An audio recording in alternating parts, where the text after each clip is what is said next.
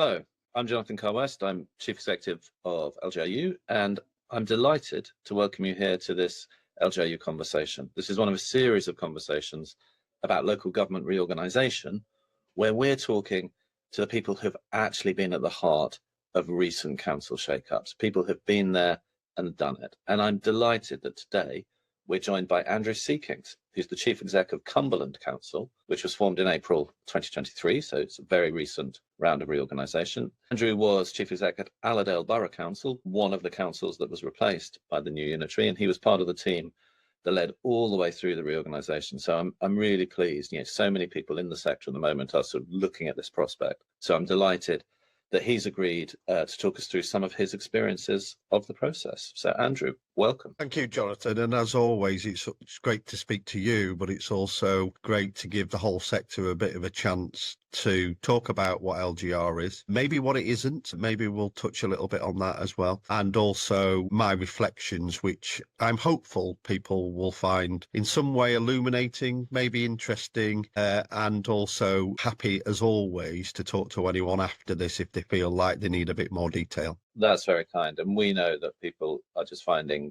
the experience, the opportunity to hear from people who have done it absolutely invaluable. But look, before we get into the heart of that discussion about LGR, can you just tell the audience a little bit about yourself and about your journey into local government? Yeah, so I started working directly after university. So I did an economics degree and then I did a postgraduate diploma in IT and then started working in Sunderland for a community business. And I actually loved the idea of working with people to support often those most vulnerable in communities, or particularly the job I got in the first instance was around supporting those furthest away from work to actually find work. I think, Jonathan, what I would say is I feel as though I've been incredibly lucky in my career because I've been surrounded by extremely talented people and extremely talented leaders. And whilst I worked for the community business in Sunderland, I met a woman that most of us will know, which is Pat Ritchie. And Pat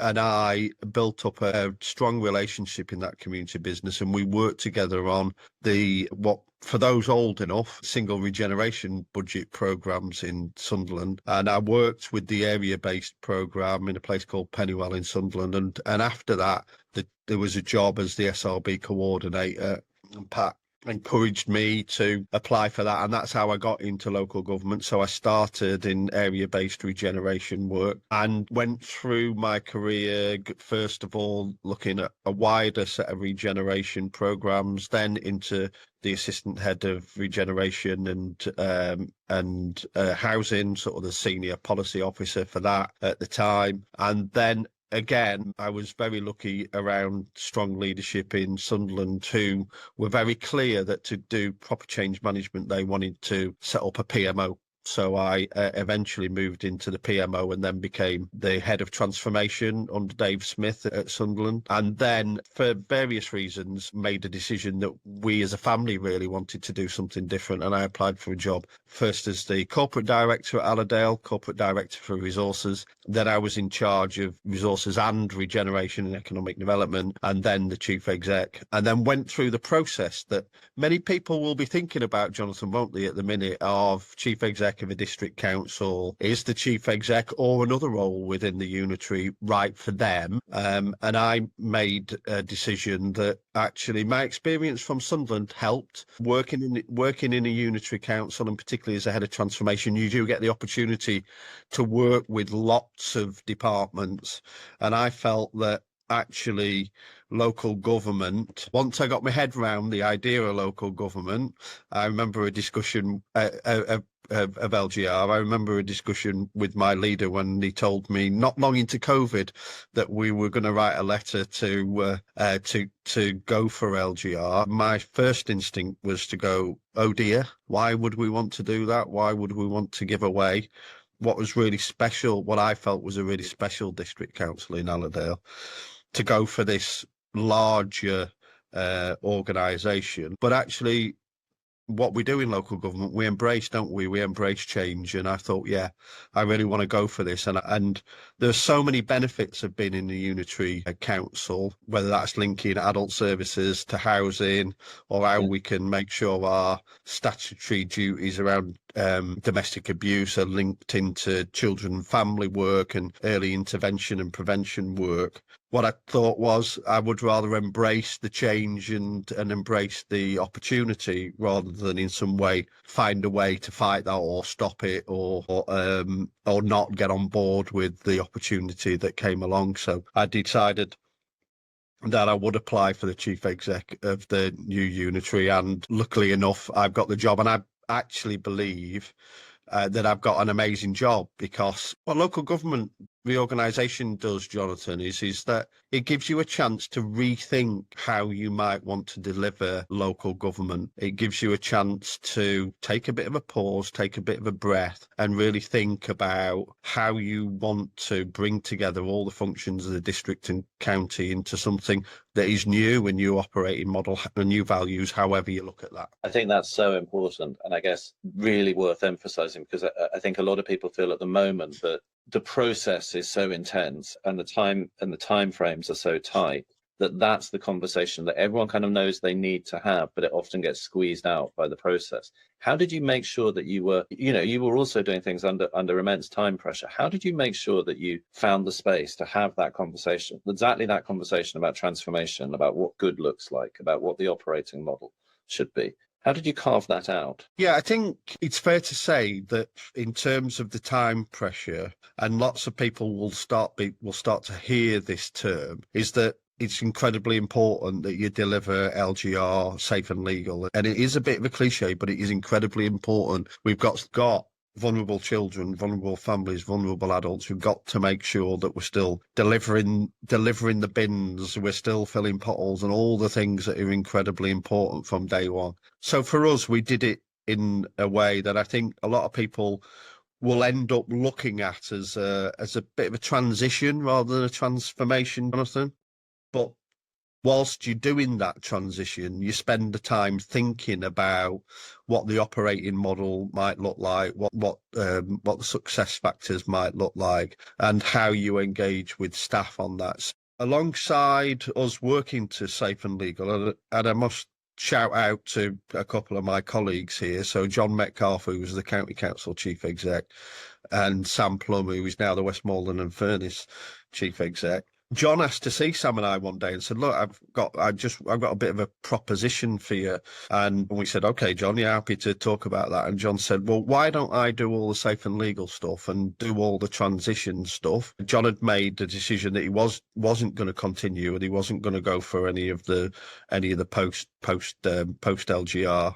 And that allows you and Sam to think about what the critical success factors are going to look like, what the operating model is going to look like. And so John gave Sam and I some space really to think about what that looked like, and dedicate some time to working with the management consultants that we had at the time to think about that operating model, think about what the future might look like, how we engage staff in that. And particularly for us, we did a fair bit of work about how we wanted the organisation to look in terms of its future values as well. So it was an operating model that in the end came out to be putting health and wellbeing at the centre of everything that we do, and we should try and do that through a prevention and early intervention model. But also, if we were going to do it that way, we needed to look at what those values might need to be. So for us, compassion is at the centre of what our values are, because actually for those often most vulnerable in our community, we need to make sure that we're working with them at an early intervention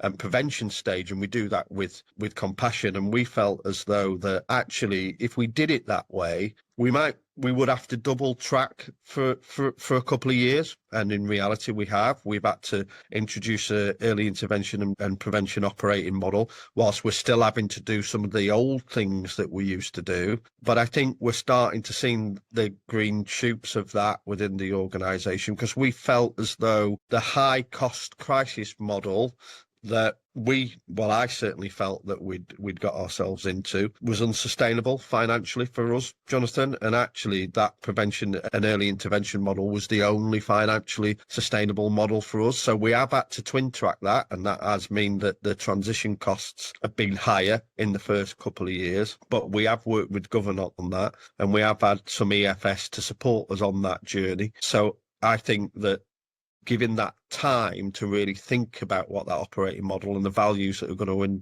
underpin that are going to be absolutely critical for any for anybody who's on the journey. That's right, because otherwise there's a risk that we just cut and paste that sort of, as you say, that crisis response unsustainable model. We don't want to just cut and paste that into a new system. As the process was ongoing, presumably there were different political views about what the eventual shape and size and makeup of the new unitaries should be, and many people right now are in exactly that position where those negotiations are still very live.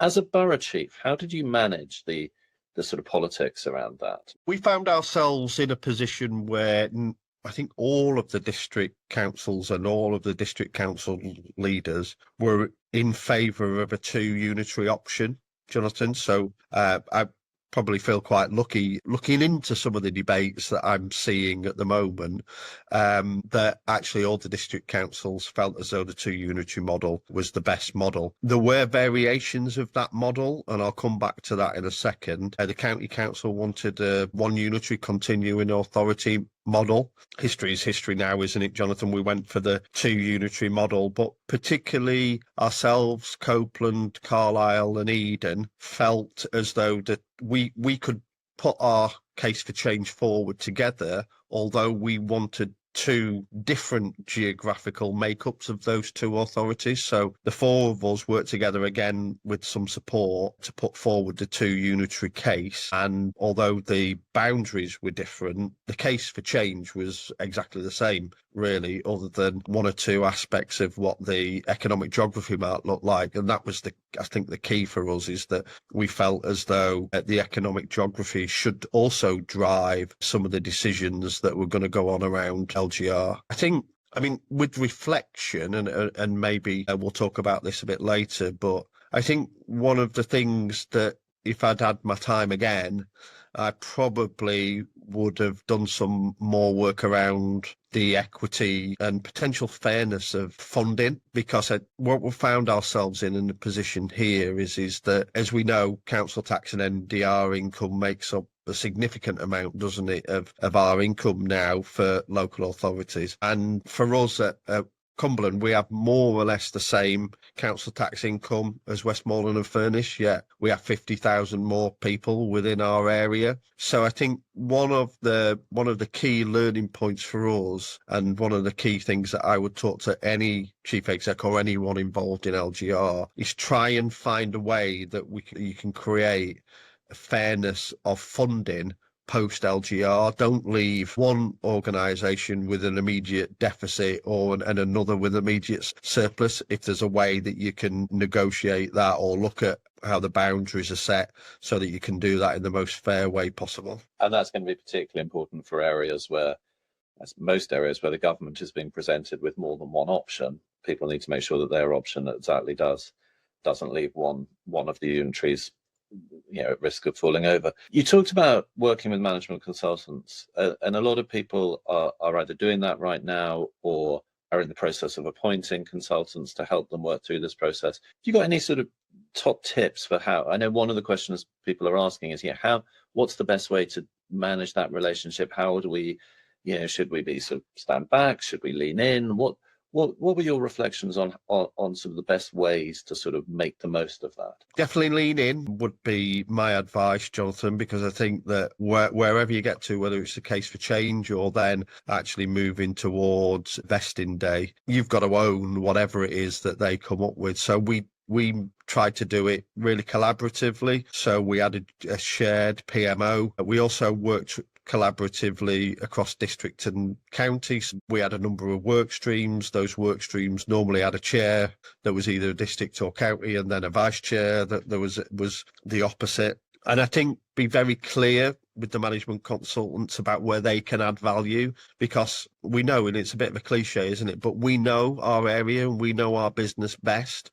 So really work out the bits where you've got either gaps in skills or capacity, but also really plan. And I think the management consultants that we worked with added real value in some of the quality conversations that we had. So certainly for me, that helped in understanding children's and adults. So they put some specialists in those areas, but also they were incredibly helpful and useful around our central PMO to make sure that I can't remember what it was, 200 key deliverables, Jonathan, that we had for vesting day, were all in a plan. Everyone was owned. We were really clear about when they needed to be delivered, what the interdependencies were around those and what the critical path were. So that discipline they really helped us with. You mentioned adults and children's, and obviously another one of the anxieties, or one of the things that people are sort of trying to think through, is how you disaggregate, adults and children's services from one county to a number of unitaries. How did you and your teams go about that? Ensuring, as you say, that there's that real pressure on you've got vulnerable people who need to be kept safe and who need to keep receiving services, and you can't afford any gaps or missing anything. So how was that handled? Start as early as you can, Jonathan, to scope out what deliverables each of the two organisations need. Think about ICT, but I'll come back to ICT in a second, Jonathan, because we couldn't quite get to the point on ICT for children's and adults that we needed to, so we had to do it whilst we were within the new organisations. We went through a process of being very clear about what was required on day one, so that safe and legal bit comes in again, and then the types of capacity that would be needed to deliver that in the two local authorities. So we did some gap analysis. And then what we did was we looked at a staff allocation process, and we started that fairly early, Jonathan.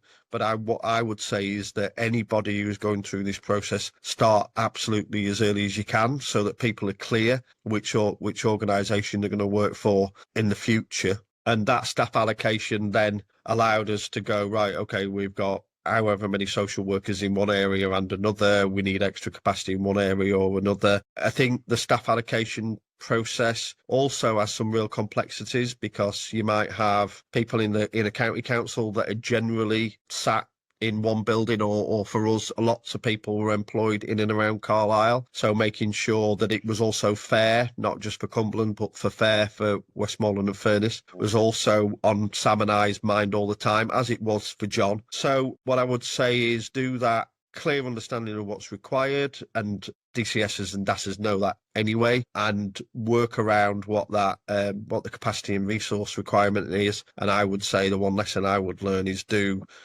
the staff allocation process absolutely as soon as you can. Start yesterday. Yeah. So look, you talked, for example, about equity of funding as something you might have thought more about. Are there any other things that when you got to the end of the process, you thought, gosh, I wish I'd known about that at the beginning, or things that you would have perhaps done differently, having been through it, that you didn't know going into it? Yeah, absolutely. There's absolutely loads, and probably too long for the time we've got left. But I would say ICT, information and data. We felt as though we couldn't make lots of decisions basically based on the time that we had to do some of the disaggregation of the ICT data. We did lots, but we also felt like, so for example, in children's and adults, we had a combined system, and we had to run with that with some firewalls in place so that everything was safe and legal, to make sure that the Cumberland staff had access to their records and the Westmoreland and Furness staff had access to their records as well. So anything that you can do in terms of quality of data, anything that you can do around disaggregation of data, etc., I think is the time and effort worth putting in, Jonathan. And one of the things what I would say is particularly is that because of the size and scale for us, and it will be the same for others and not quite the same for other people going through this process, is that the majority of the staff that came into the two new unitaries were from the county council because of their big service areas, children's, adults and place-based services. And actually understanding what the basic ICT is going to be like for those individuals, and how we connect within to the new authority is really key. So a simple example is that for us, our county council colleagues remained on one Microsoft domain. We created another one for the Cumberland staff who needed to have their own domain, because a number of us were appointed before vesting day, and then the district stayed on theirs. And it was only after we started that we worked out that actually some of our exec support around the senior leadership team that had all come from county districts, etc., none of them could see each other's diaries, so people couldn't see each other. So actually some of those, and I don't quite like the term, but some of those hygiene factors around ICT, if you can get them sorted, I would do them as soon as you can. Life is. So you go through the process, you're there now, you're chief exec at the new unitary. I guess a lot of people are sort of a bit nervous about that whole transition. Can you tell us what it's been like? What's different? You talked very compellingly about some of the advantages of being in the unitary, but what's different about being chief exec at a unitary rather than a district, and what's exciting about that? I think what's different, and maybe Jonathan, just to say one thing about what I did for my own personal development might be helpful particularly for, it works for both county and district chief execs, but particularly for district chief exec, because to apply for a job in a unitary that includes children's, adults, and some of those big place services that they've maybe not had lots of exposure to. When we started the process, and I'd made the decision that I was going to go for the job, but also in shadow, when we were doing the shadow authority, Jonathan, I was responsible for putting together the structure for the new unitary, and I really needed to understand children's and adults. So I used my network to talk to Patrick at Sunderland. I spoke to Helen at Northumberland. The LGA gave me a children's mentor. Philip Simpkins has been helping me on my journey to understand children's more. I spoke to my old DAS at Sunderland, Neil Reevely. I spent time with people, one, who I respected, and two, felt as though I could understand what that role would look like. So I would say to anyone, use your network and talk to people to understand what that role looks like. That's really helpful. And one of the themes that's come through in this conversation, as in so many of these conversations, and perhaps we need to do a whole separate series on this, is the importance of leadership, mentorship, network, and how I think as a sector we're pretty good actually at making those connections. So that's very important. Okay, finally, I think you've covered a lot of this, but if you could distill one key piece of wisdom or advice for people who are staring at the uncertain end of this, what would you say to them? Positive and embrace the change. Yeah, because the change is coming. So yeah, make the most and seize the opportunity. You think you've talked really about the opportunity to be better, to do things better. And what would you think about?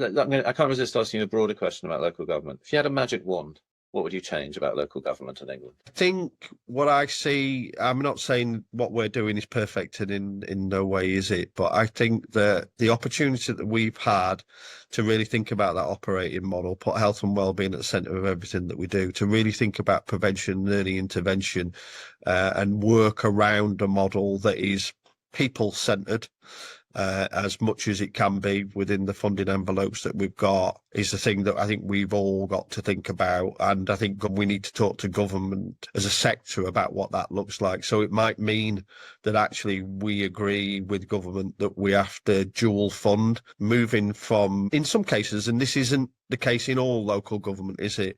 But in some cases, moving away from that potentially crisis management situation that we found ourselves in, into one that is putting prevention and early intervention at the heart of everything that we do. I think that has to be right. Andrew Seekings, Chief Executive of Cumberland Council, thank you for your time. I know that people will find that incredibly useful and inspiring.